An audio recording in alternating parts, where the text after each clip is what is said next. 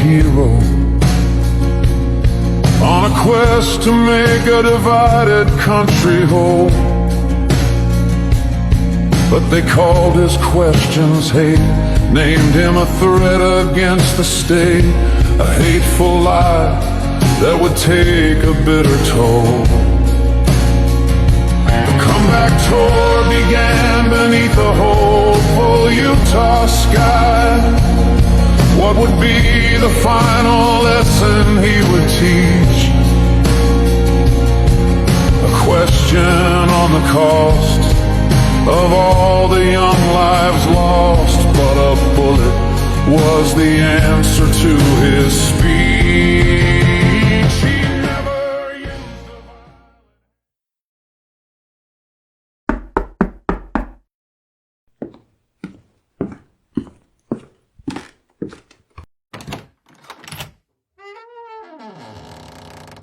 Hey everyone, and welcome back to Anonymous.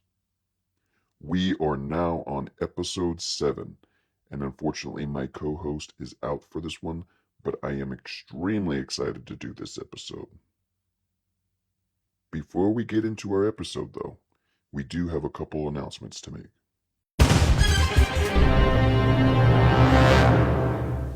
Our first announcement is very exciting and very historic for We Are Anonymous podcast. We have reached the eligibility requirements to now start earning stars, which means you can now show support to our page by sending Facebook stars. If you know what stars are, then you are all good. But if you don't, stars are a virtual tipping currency that allows our followers and viewers to show extra love to the content that we produce. Each star represents 1 penny, but you might think that it's very little bit of money, but we sure don't. Every star you send helps us continue creating the content you enjoy and invest in making it even better, whether it's new videos, better production, or even more time dedicated to bringing you quality content. So every star makes a difference. But please know this, watching, liking, commenting, and sharing our posts will always be the biggest way to support us. But if you'd like to go that extra mile, you can now send stars during your view of our reels. Every single star is greatly appreciated, and we are truly grateful for every one of you who chooses to support what we do. Thank you for being a part of our amazing community. There is absolutely no way we could have done it without you. Our final announcement is, we have to say that our second lottery is now closed. So if you are following, you will be automatically entered to win. We will make a separate announcement in a couple of days after the winner is picked. So please be on the lookout for that, because you might be the winner.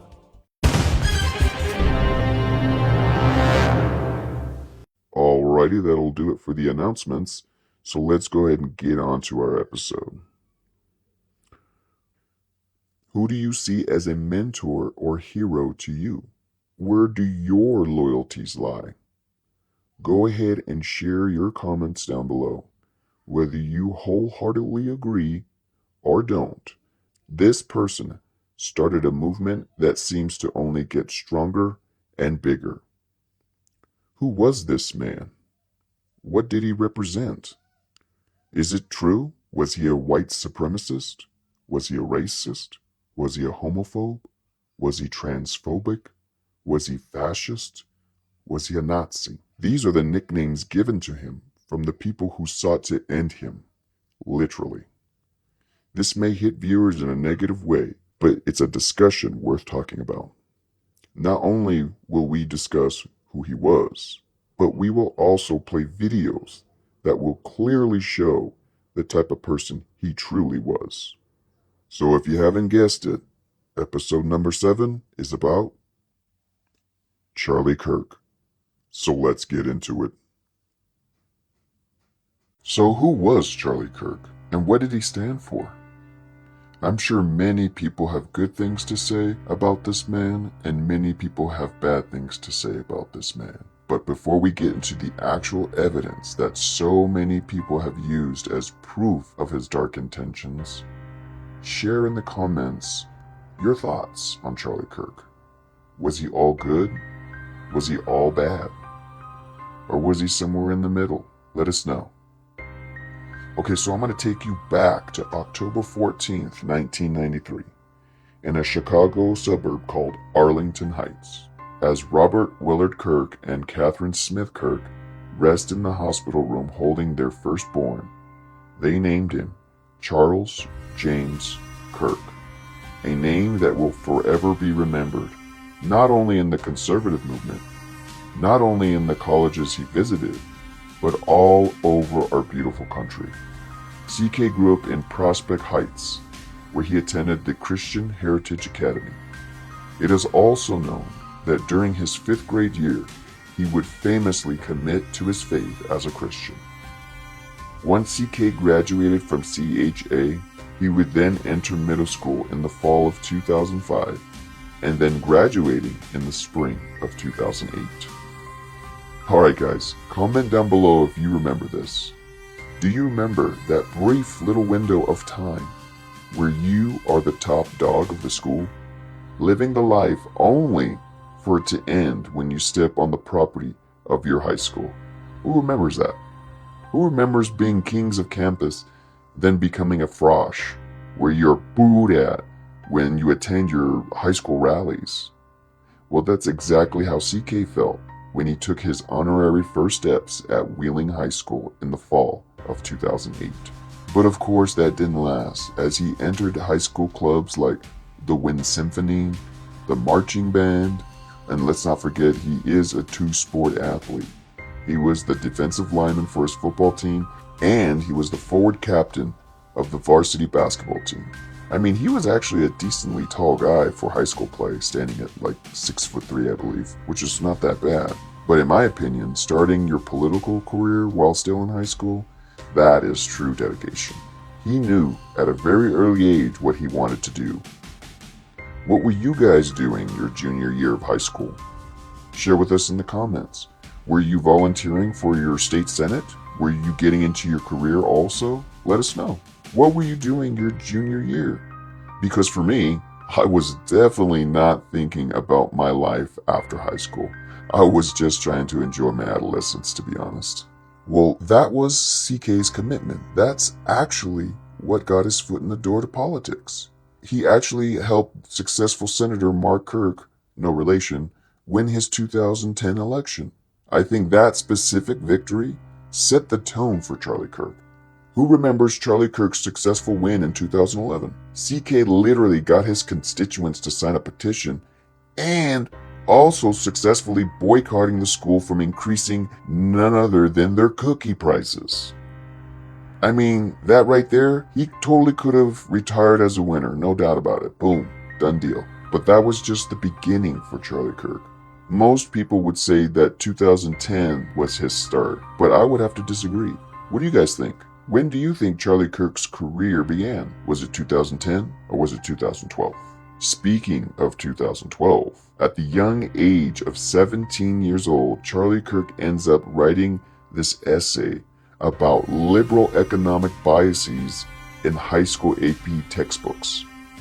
Because of this essay, he would be invited on to Fox News to tell his tale. Guess who happens to be there at the Fox News station watching CK speak? The one and only Tea Party activist, Bill Montgomery. As soon as CK graduates, him and Montgomery then co-founds TPUSA in July. Now that we have a little background of Charlie Kirk, we are now going to get into the evidence I have compiled that shows the proof. First video. Many have said that CK is a white supremacist. So what is a white supremacist? We looked it up, and the definition says this: white supremacy is a comprehensive ideology and social system centered on the belief that white people are inherently superior to people of other races. and therefore should dominate society politically, economically, and socially. Now that we know what a white supremacist is, time for our first video evidence. Check this out.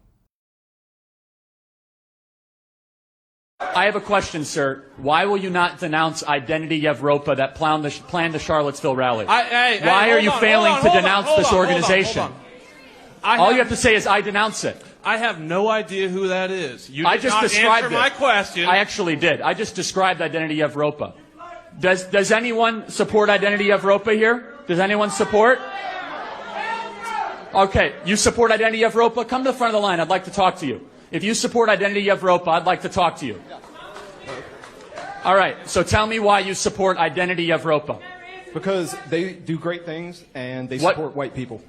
Okay, so Nobody else will speak up for us and support us. So what great things like planning the Charlottesville rally? They didn't plan that. Okay, who did? I can't remember his name. He's actually irrelevant now, but no, Identity Europa did not plan that. They had people that attended it, sure, but they didn't plan it. Identity Evropa is a widely recognized white supremacist By who? The neo-Nazi SPLC and ADL? organization by rational, common sense individuals. You're regurgitating SPLC Allow me to ask a question. Can I ask a question for you? Are you worried America's becoming less white? Yes. Why? Because I don't want to be a minority in my own country. I see what's happening. So this is important. I want to ask a question of you. What does it mean to be an American? Is it an idea or a history, a shared history, or is it a skin color? Well, I mean, you could go back to the original founding fathers, the Immigration Act of, I believe it was. What does it mean to be an American? Is it a skin color or something else? So there's the current idea of what it means according to, the Hart-Celler Immigration Act and, all this bullshit that you guys spew. But if you go back to the original founding fathers, they intended this to be a European nation for white men of good stock and character. Yeah. So, can you show me, let me answer the question. Can you show me where in the United States Constitution it says that? It wasn't in the Constitution. It wasn't in the Constitution because they didn't believe it. The founding... You, sir, they did not put it in the United States Constitution. Let me answer another question. Let me ask you another question since you support. Allow him to have the mic. Let me ask you another question, founding sir. fathers wrote many what other does the documents phrase, other than the United sir, States Constitution, and they made it sir, explicitly clear that what they does the believe- phrase e pluribus unum mean? What Why does the is that phrase e relevant? pluribus unum mean? Why is that relevant? Because it was on every founding No, the founding document and fathers presidential wrote seal a from our litany of founding, documents which means stating out they of believe many, this country should one. be a You, sir, European nation. and your ideology is not conservative. It is right-wing, identitarian, and has no place in the conservative movement, my friend.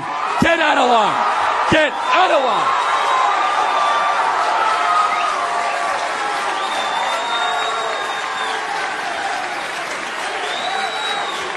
USA, USA, USA, USA, USA. Anyone else support Identity Evropa? No? We got that over with? All right. Clearly, he's showing us his true colors. If you don't believe me, then okay. Here's another one. My dad wanted me to ask you. He said, would you still be a white supremacist if you were in a more diverse work field? Do you think I'm a white supremacist? I have no idea if you're a white supremacist. My dad has watched a lot of you. He said, if you weren't out here preaching hate and working on your three-pointers, do you think you would probably be better at that? You should be ashamed of your father. I'm definitely not. My father's an amazing man. Yeah, He cares about American citizens. Your father and all of their peddles rights. lies. I'm not a white supremacist. Honestly, shame on him. For someone that runs an organization called Blexit, do you even know what Blexit is? I do not. It's literally, we employ 40 black Americans that work in Atlanta, Chicago, and Philadelphia trying to improve the well-being of inner-city black America. What has your father ever done for inner-city black America other than call me a white supremacist? And by the way, secondly, You hiring second black it's just people so for- ridiculous. you hiring It's like, it's black somehow... people for your companies or whatever you do So does it- not make you Oh, a so white supremacist. what is a white supremacist? A then? white supremacist is somebody who takes advantage and believes that they are higher than everybody How, else. do I believe that? I have no idea. Okay, exactly. And so there's no evidence whatsoever, and yet people go around sloppily saying, you're a racist, you're a white supremacist. It is so destructive to our dialogue. It's destructive to us coming together as a country, and there's nothing to support it whatsoever. So thank you for your time, and shame on All your right. father for peddling that crap. Did you see it? It's clearly there. He's totally guilty, right? Hold on. Let's watch that again. It's like it's Black somehow people for your companies or whatever you do So does it- not make you Oh, a so white supremacist. what is a white supremacist? A then? white supremacist is somebody who takes advantage and believes that they are higher than everybody How, else. do I believe that? I have no idea. Okay, exactly. And so there's no evidence whatsoever, and yet people go around sloppily saying, you're a racist, you're a white supremacist. It is so destructive to our dialogue. It's destructive to us coming together as a country, and there's nothing to support it whatsoever. So thank you for your time, and shame on All your right. father for peddling that crap. Boom! He's caught red-handed. Do you still not believe me? All right, check this one out. I came in like a wrecking ball. Oh crap, sorry about that. Hey guys, come on now, stop mixing business with pleasure. Jeez. But I mean, okay, like on a serious note though, if these videos still don't prove that Charlie Kirk is a white supremacist, then the video I'm about to show you should clear all of that up. This was posted by a former far left-wing activist turned powerhouse conservative influencer, Amala Epunobi. Once again, her name is Amala Epunobi. So if you have ever been in this situation or have witnessed this, literally, it's an eye-opener. Watch this. He once celebrated the death of Charlie Kirk. Now he's going super viral for having changed his mind. And as a former leftist myself, I've been on a similar journey. Let's talk about it. I'm actually glad that Charlie Kirk was murdered, but probably not for the reason you think. I was at work when I first found out. A fellow employee had wandered up to me, cell phone in hand, and asked, "Did you hear that Charlie Kirk just got assassinated?" And I, without even a moment's hesitation, responded, "Good! That Nazi white supremacist piece of shit." I had never before witnessed such a perfectly blended expression of disgust, disappointment, sadness, and surprise, all through the window of another man's eyes, or experienced a silence so uncomfortable as the one that followed. And although that look on his face now haunts me more and more with each passing day, at the time, it only made me distrustful and upset. But little did I know that the sentence which followed would end up becoming the most profoundly psychologically impactful question that I've ever been confronted with. Have you ever actually watched any of his debates? That resonates with me so much. I talk a lot about getting through to left-leaning people or people who are super woke. And the thing that got through to me, although it didn't happen in the moment, was questions. Questions that people would ask to just honestly get a grasp on how it was that I believed the things that I believed. And these would be questions like, how did you get that information? Or have you listened to somebody else with an opposing view on this? And as leftism started to deteriorate for me, and as I started to watch the sort of inconsistencies and the things that I thought I believed and the way that I acted, I was reconfronted with these questions that people had asked in the past, and they would just keep popping up. They were little seeds that were planted. So even though at the time I probably would have had an awful response or not even listened to the question or not even heard the person out whatsoever, later on, as things started to fall and cascade and I started to realize, oh my gosh, I might be in the wrong room on this one, those questions pop back up. And now I had a sort of framework to go through and start finding answers for myself that led me in a different direction. So shout out to the coworker who, in the face of a really disgusting response about somebody's assassination, said, have you ever even watched any of his debates? Because there's a lot of other things you could have said in a moment like that that probably would not have led to this result. Wow. A guy who hated CK with a passion ends up finding out that he had it all wrong? Wait, does that mean he actually watched Mr. Kirk's videos? Yep, he sure did. Well, if I can't get him as a white supremacist, then we can definitely get him as a racist, right? Sure we can. Sure we can.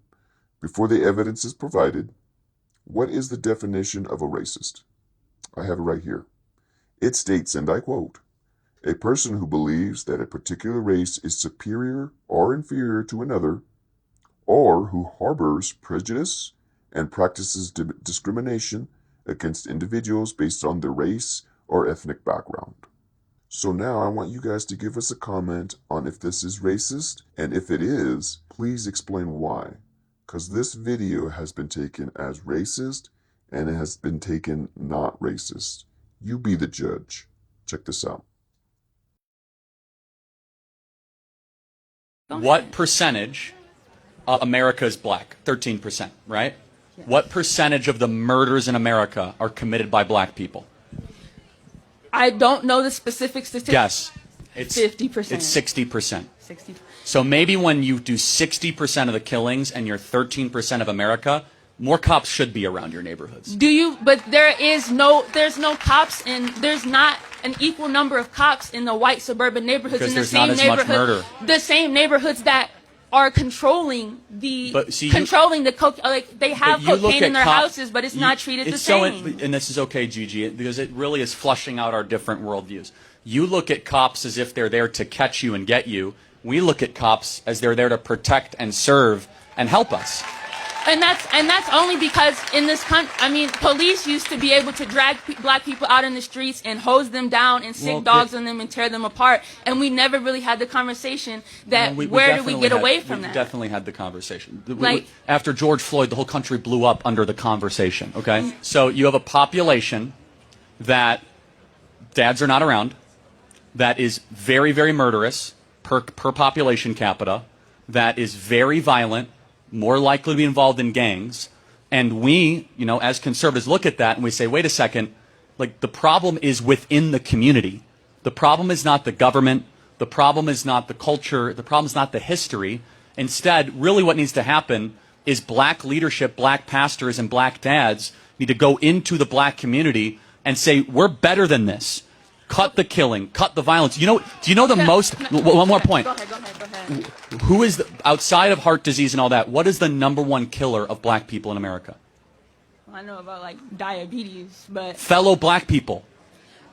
A black person is far more likely to be killed by another black person than anything else. Black people are a greater threat to their own people than any other community. So it's not like white supremacists coming into these communities and they're mowing down. It's black-on-black gang violence. Well, I mean, it sounds like he's spewing out facts rather than saying his race is superior. But what do you guys think? Am I right on this, or am I not seeing it? Well, I mean, if this one was iffy, then this clip should surely show racist evidence. Check this out. Just for context, I'm open to learning and being informed, but I do believe we have a disagreement when it comes to DEI. You think it stands for didn't earn it. Essentially that colleges are dropping the bar, but I think they're just opening the door. So for example, a recent Harvard analysis by Top Economics found that students from the wealthiest 1% of families are 13 times more likely to score in the 1300 plus range for the SAT than students from the poorest families. And I don't think that's because rich kids are 13 times smarter, but it's because they have access to better schools, private tutors, test prep, everything, right? And according to the University of California, they show that family background accounts for 40% of the variance in SAT/ACT scores among UC applicants. I would also like to mention that the Diversity in Society's Leaders, the Casual Effects of Admissions at Highly Selective Private Colleges, a study shown by the National Bureau of Economic Research, that I think that if you think it's based on race, at times I think it's based on wealth. So legacy applicants, children of donors, and recruited athletes were significantly more likely to be admitted than other students with the same academic credentials. So yeah, elite schools like Harvard, legacy students are about 5 to 6 times more likely to be admitted than non-legacy students with similar SAT scores, roughly 43% of white students admitted to Harvard from 2000 to 2015 fell into one of the four categories, right? Legacy, athletes, deans, interestless, or children of faculty or staff. 3/4 of these ALDC admits, 75%, would not have been admitted if evaluated only on academic credentials. My question is, I guess, do you believe that DEI could possibly not stand for diversity, equity, and didn't earn it, but can stand for actual diversity, that diversity of abilities? When you go into a job or to a school, they don't just ask for your SAT score. They ask what kind of clubs you were into. They ask you to submit an essay. They are a holistic academic review. So why do you think it didn't earn it? If maybe they got a less SAT score, but them as a person are just more well-rounded than the person who had all these tutors but did nothing outside of it. What yeah.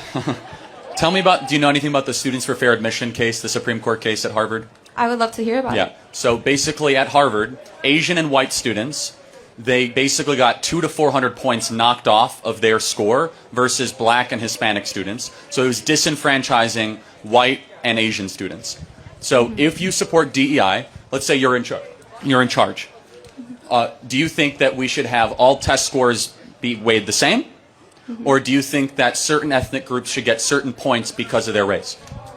I believe that we should acknowledge the fact that certain students have a different starting point, and I would love to give everybody the opportunity to So get how into many school. points should a black student get over a white student in admissions? I think that SAT scores and points shouldn't be the only thing referenced. But you have to answer the question because the status quo... But it's not that black and white. It is. So it is because that's why affirmative action was struck down by the Supreme Court. But we're not talking about affirmative action. We're talking about DEI. DEI is an outgrowth. Affirmative action is an outgrowth of DEI and vice versa. But let me give you another example of DEI.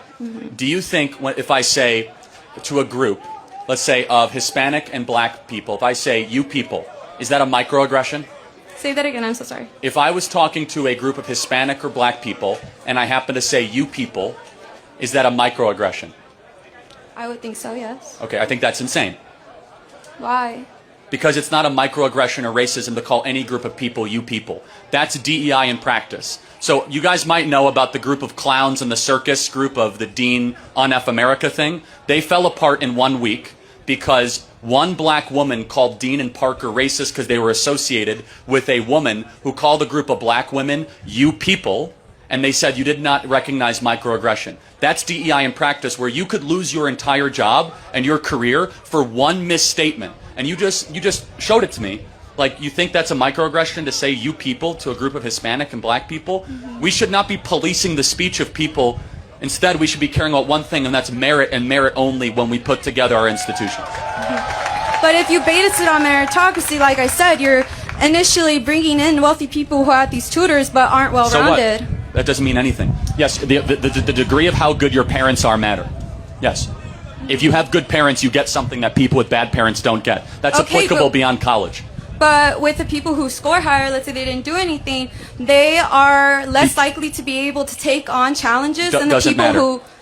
Why wouldn't it matter? Because Wouldn't, as an inherently employer, you are penalizing those with good parents. The only way you can make this work... You're not penalizing Yes, you are. them. No, You are you're not hold- excluding them. Not true. It is the only way we see this. In order to elevate equity, you must compromise excellence. And that's fine if that's your position, because there's only so many spots, there's only so many places, and if you have a lot of qualified people and you want to try to get not as qualified people, you have to prevent the qualified people and elevate the unqualified people. That's what the Students for Fair Admissions case showed us.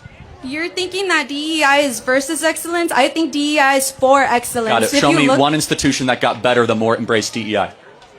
One institution that got better that embraced DEI. That got smarter, more competitive, leaner, more productive, and that was better than it was 10 years ago. Are our airports more efficient? Are we landing planes better? Are our airlines better? Is our government better? Is our schools better? Is our universities better? Show me one example. Is our public health authorities better?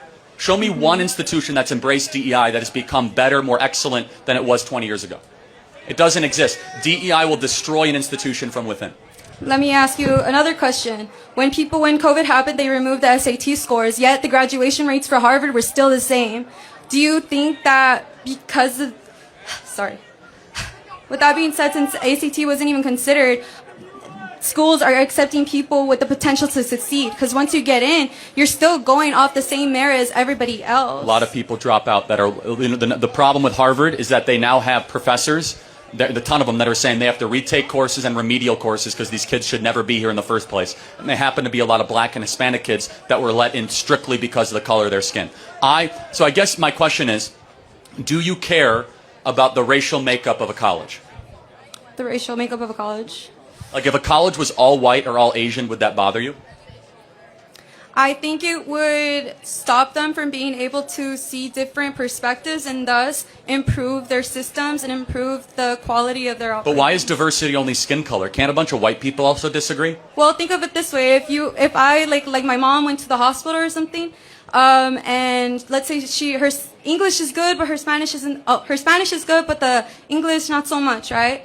It would help that if a person who is Hispanic or knows Spanish would be the one helping her. She'd feel more comfortable with that person because she understands and relates.